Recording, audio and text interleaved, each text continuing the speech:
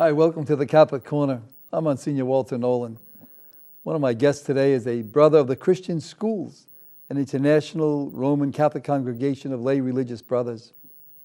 My other guest kind of goes together there. He's the Director, Communications and Public Relations Director for the Brothers of the Christian Schools in Eastern North America. We'll hear a little bit more about the schools. The Brothers of the Christian Schools live and work to provide a human and Christian education to the young, especially the poor.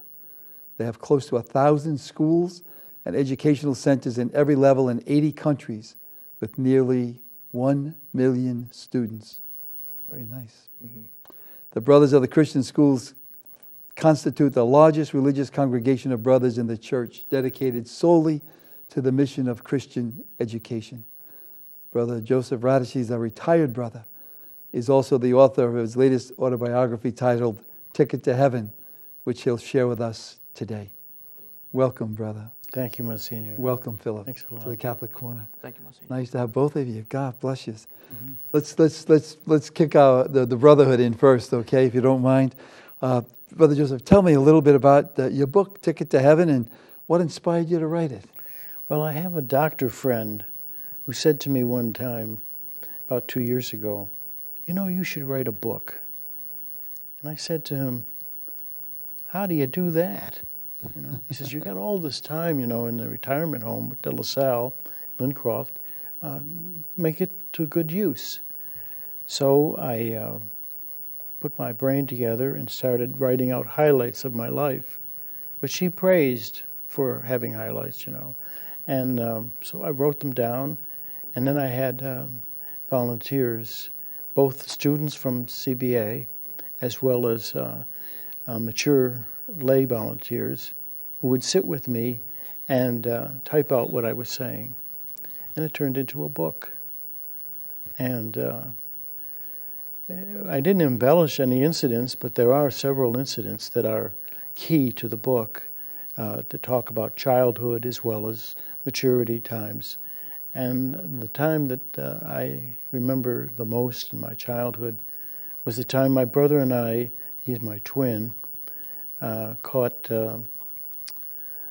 frostbite on our legs and our feet. In Buffalo, where we come from, there's as much snow as you had this year in this area. Every day. Every day, right.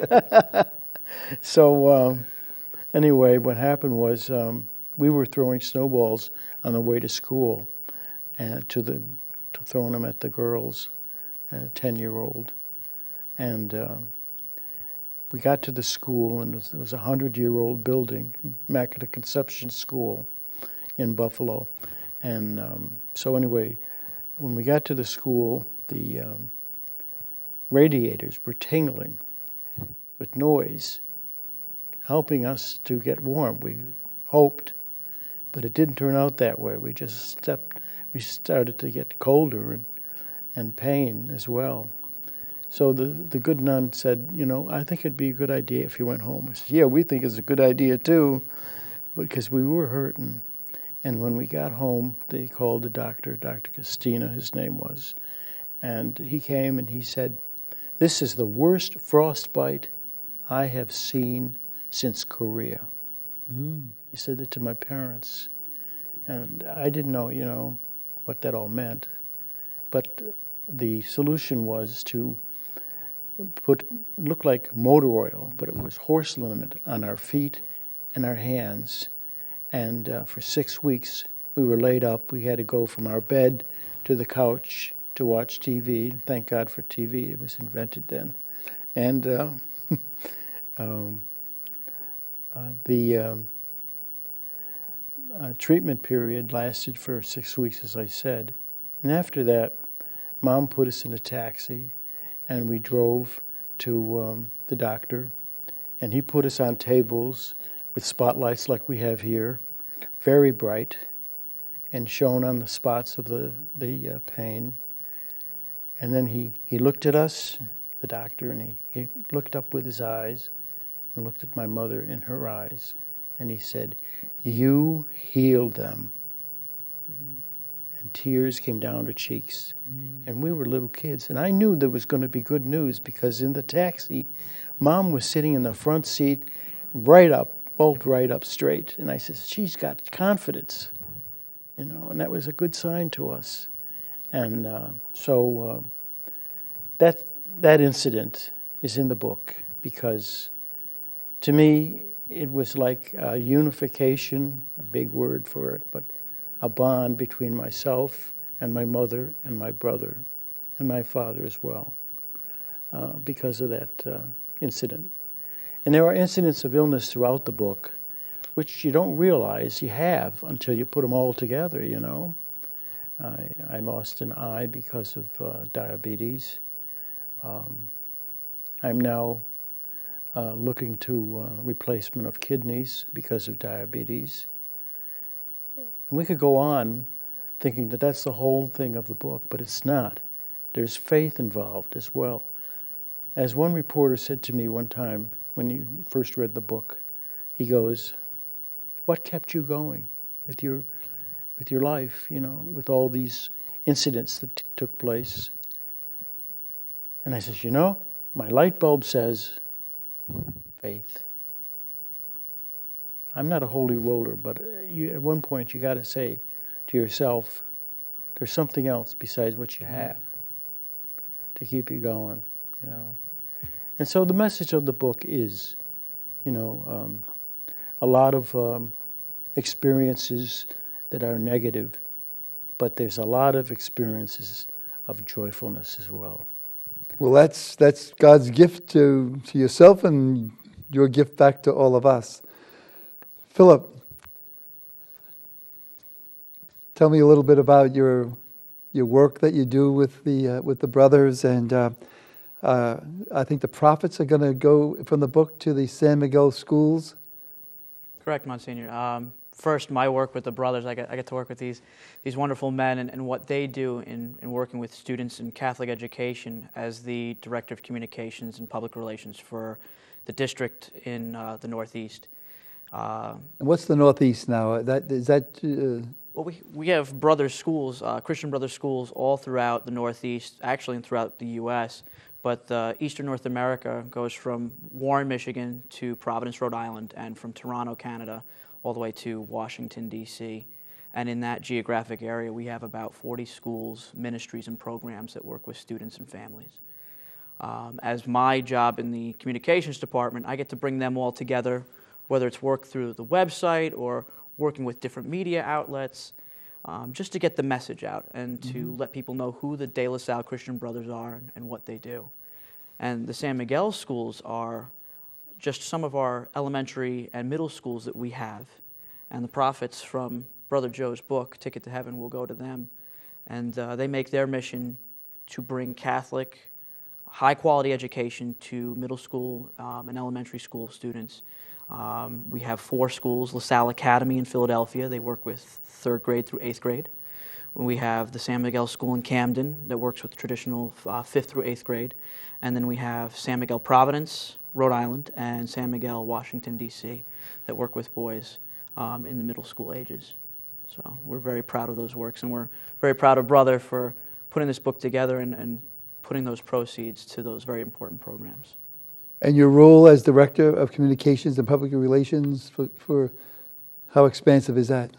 It depends on the day you ask me. I do a number of different jobs, whether it's maintaining our district website, putting up different news from all of our different schools. I work with our different communications contacts at each of the schools to see how I can aid them locally, or if they can provide me with different news and different stories to get out to the larger audience, and to really bring all of our Christian brothers, our LaSallian lay colleagues together and let them know what's going on, to know that, you know, it's not just one school, but we're part of a larger network. I get to kind of coordinate all those different things. And do you also do a lot of marketing in the area, let's say in Lincroft? I know it's a fine high school, and it's been a fine high school when I did high school work at Notre Dame here in Lawrenceville. That's why I was mentioned before some of your sport teams. But so do you get involved in that kind of operation also, to bring students to the schools? I get to work with Christian Brothers Academy, like I said, and working with more of the outside different constituents that we work with. The school is more responsible for recruiting with their directors of admissions, and we just, like I said, get the name out there so that when people see De La Salle Christian Brothers, they know who they are. Yeah, terrific. God bless you. Tell us, Brother Joseph, again, this the title of your book. Ticket intrigues to me. Heaven. Well, Ticket to Heaven. I mean, do you have one in your back great pocket? story. I don't mean a book. I mean a ticket. ticket. You guys are producing them too. Actually, the Ticket to Heaven comes from an experience when I was in 7th grade, reading the Catholic Digest in the library, and it said, "One-way ticket to heaven, join the Christian Brothers." Now, I'm a 7th grader reading this. And this was an article in the Catholic Digest. Catholic Digest, yes. So I read the article, and I sent my name in to the office, and I got a ticket, a railroad ticket to heaven. And I said, my God, I got my mail. As a 7th grader, I got mail, and I got a ticket to heaven. What more could you want? And then, as it turned out, I applied to a brother's school for high school, and my cutoff point for the A grade point average was 88%. And that year they had a fertile ground, you know, and so I didn't get admitted into the school. So I says, geez, I got this ticket to heaven, and it's the Christian Brothers. I can go to heaven, but I can't go to the high school. Can't go to the high school. So I went to the principal, and I went there, and I said to him, you know, I got this ticket to heaven, and I really want to go to heaven, but I also want to go to St. Joe's High School in Buffalo. And he says, well, I'll tell you what I'll do. Let's work out a plan. I'll introduce you to a brother who will befriend you for the summer. And every week you'll read a book about the brothers, and at the end we'll discuss just what are the possibilities for you coming to St. Joe's in Buffalo. So that was the ticket to heaven. And the other incidents throughout the book, you know, sort of flow along and bolster the ticket to heaven. It almost sounds like I'd like to go back there myself and get one of those tickets. God bless you. So growing up in Buffalo, what was it like then? Is it different than now? Well, I think it was more prosperous in those years. The churches were filled with people, and families were more bonded together. Families and the clergy, it seemed like, today it seems like the clergy are very busy and the families are very busy, and somehow they got to come together, you know, and they'd work out some events. We're all too busy. Everyone's very busy. But I remember clergy coming to our house, because my brother and I being twins, for our birthdays, they would celebrate it by inviting clergy or teachers over for our birthday. And then eventually they would come later on for playing baseball, catch, you know, in the backyard, and having a beer and a pizza with the family. And that became a regular thing. So then when we got into senior year of high school, it made sense that the invitation to join the brothers, who were also part of that hospitality, made sense. And I didn't know, you know, what that all meant. But Your twin brother, yes, John. and you have a sister. Sister Sharon, who was an Allegheny Franciscan. And somehow you all were drawn to religious life. Well, our family was unique in one regards, and that is we were bonded together. By that I mean we did things together. We lived in the slums when we started out, and the only way to protect us was to do things as a group, a family. So we made retreats together, we went church picnics together. It was all part of life. And so it just made sense, you know, that one person goes to religious life, another person goes to the seminary, and the other person, my sister, goes to the convent. And after a while, one writes a book. One writes a book. You got it. Is your sister, has she read the book? She says she did. I believe she did. Well, no, sisters don't tell us stories. No, they don't. At least I hope they Not don't my tell sister. us stories. That's terrific. Now, Phil, did you help publicize the book, or are you part of the publication of the book at all? Or No, I have to say this was all brother here. Brother Joe took it upon himself to get this done, along with the help that he had. I came along to the Christian Brothers a few years later. We're slowly getting the word out and talking with different people about the book, so that Good. we can get. When people did you aware of write it, Brother Joseph? I wrote it 2 years ago. Okay. In the back of the book, there's a list of about 40 names of people who helped me along the way with the book. I have students from CBA who typed, and then I have volunteers, as I said before, lay volunteers, who help the rearrangement of the paragraphs. How about some folks who maybe reminded you of some of the stories that you had growing up? Because now this is from the time you This was about from second grade okay. to And where present does it time. end? It ends at De La Salle With this Hall. television show. It does. You're right. So does. it ends at the time you went to the home at with the brothers. Yes, right.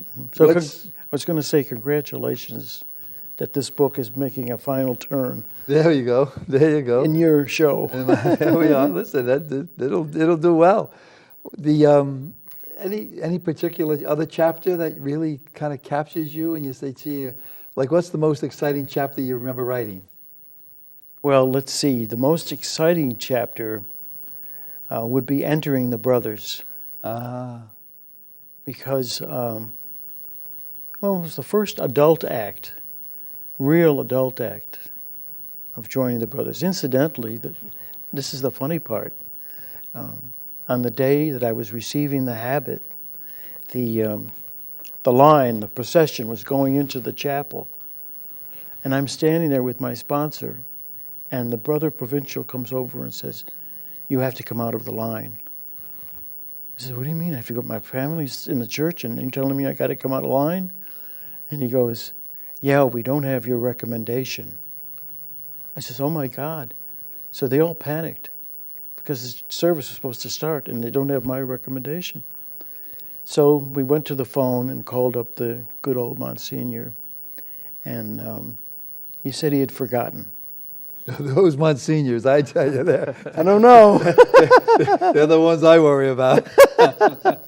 So he did say he forgot, and that he So you said it needed a verbally. recommendation from like your pastor or somebody back Right. home. I got you. Yeah, that was part of the procedure. Yeah, yeah. So that was exciting because when I went into the chapel, they sang Ecce Quam Bonum, how good it is for people to live together. And that was the entrance of my taking the habit. And my family was there. You know, that was another thing. There were brothers who recalled not going with their families to the reception of the habit.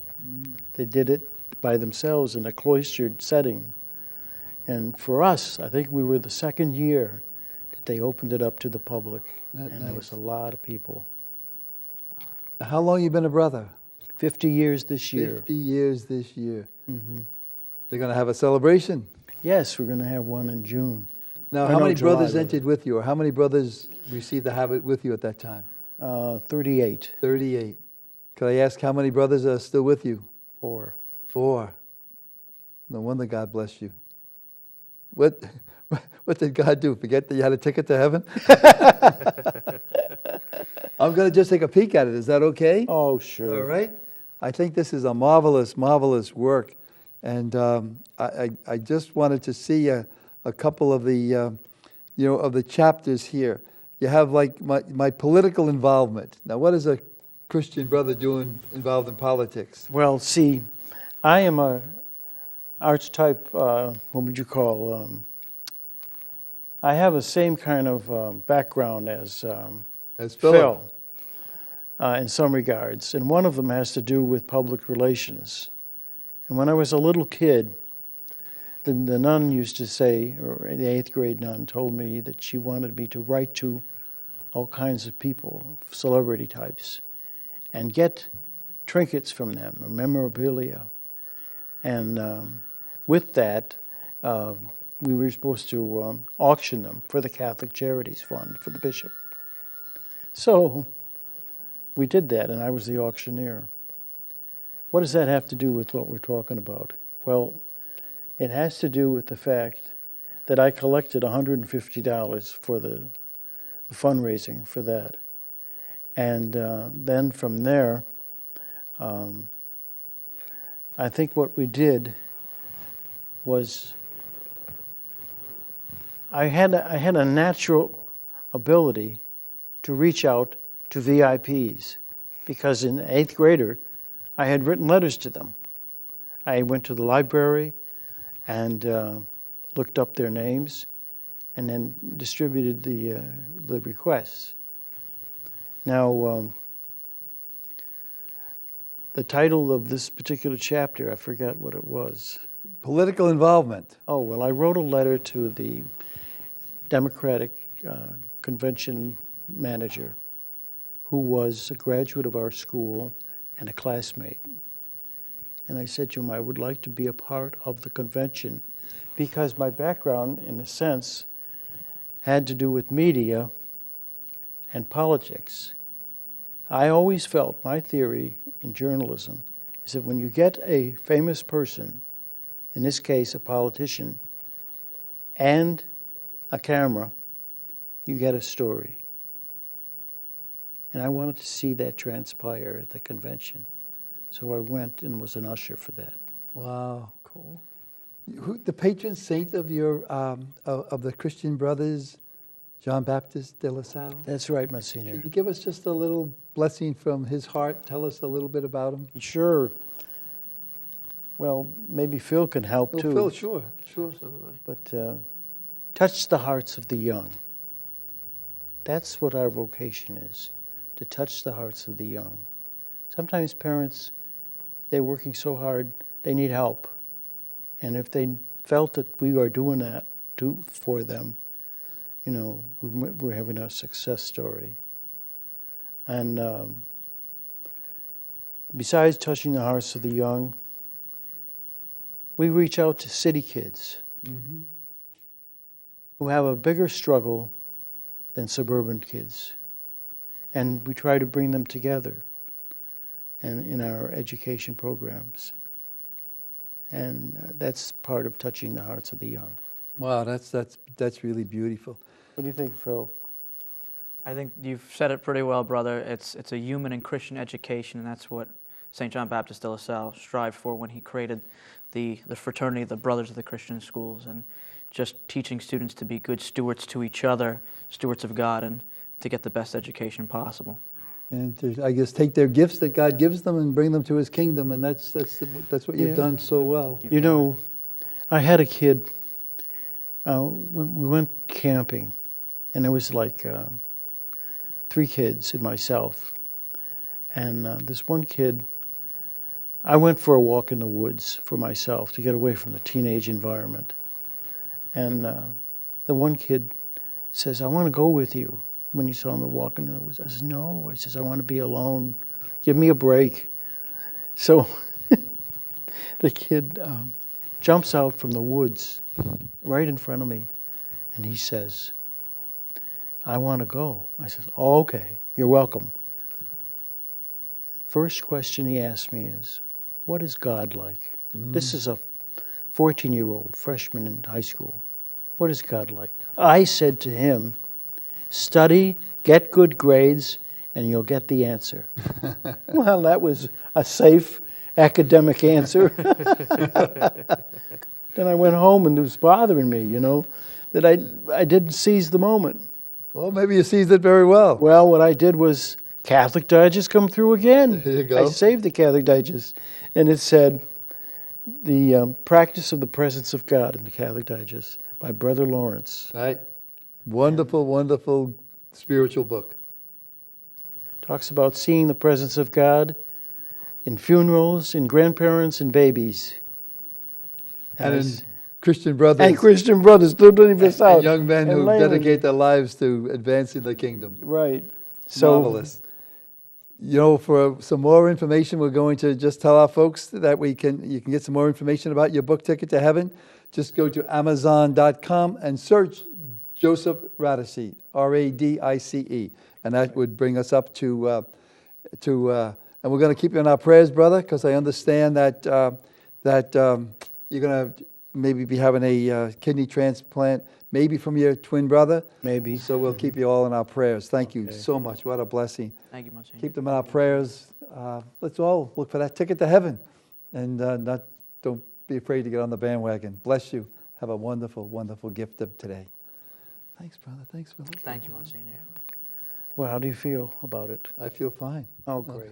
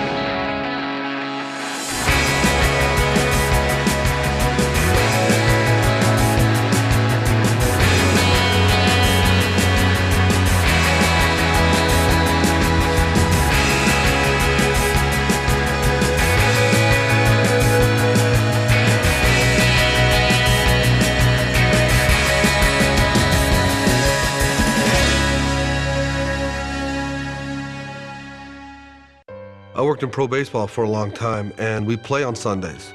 And it was an easy excuse. I took the easy out and just didn't go to Mass. When I was in college, I ended up having a lot of questions about my faith, and I ended up leaving the church. I might have gone to church, at Christmas time, gradually quit going. Went through a divorce and ended up being a single parent. If I didn't have church or God, I would be back at that lonely stage, that trouble stage. Whenever you get anxious and worry about things, you just know that Jesus has it under control. Now that I'm back in the Catholic Church, I'm a new person. I love it. And it's a place where I feel accepted for who I am. When you come home to the church, you're coming home to a Catholic family where people today just embrace you. I have a peace when I walk through the doors of the Catholic Church, like that's where I belong. If you've been away from the Catholic Church for whatever reason, we invite you to take another look. Visit CatholicsComeHome.org today. Today in America, 1 out of every 6 children lives below the poverty line, struggling every day just to hang on. Will you help? Go to povertyusa.org and get involved.